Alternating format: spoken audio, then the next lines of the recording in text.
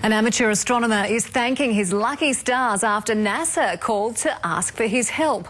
On Saturday morning, an asteroid will pass dangerously close to Earth and the space agency wants to beam his pictures to the world. Jonathan Lee has more. Meet Jonathan Bradshaw, the backyard astronomer NASA called when it needed help.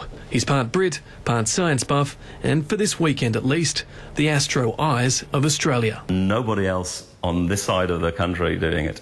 So when NASA came calling, they found you? Yep, absolutely, and they're stuck with me. NASA's annual budget is $17 billion.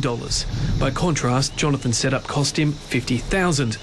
And with fires putting the Coonabarabran Observatory in New South Wales out of action, the space agency is using his telescope to track an asteroid buzzing Earth. Historically, the closest near miss we've ever had. Come Saturday morning, the asteroid will fly inside our outer ring of satellites. It won't hit one, but if it did, the consequences could be catastrophic. It is possible to have a chain reaction that would knock the rest out as well. And we wouldn't have our GPS, we wouldn't have our mobile phones. We'd be going back a century in technology and having to live with it for thousands of years. Around 100 years ago, an object, also around 40 metres in size, exploded over Siberia. It's reputed to have the force of 200 Hiroshima bombs. Thankfully, this one won't. It'll be impossible to see the asteroid with the naked eye, so the best advice is to get a good pair of these.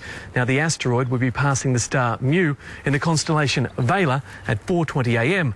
Where's that? Somewhere in the western sky.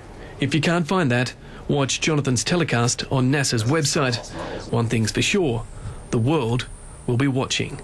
Jonathan Lee, 10 News.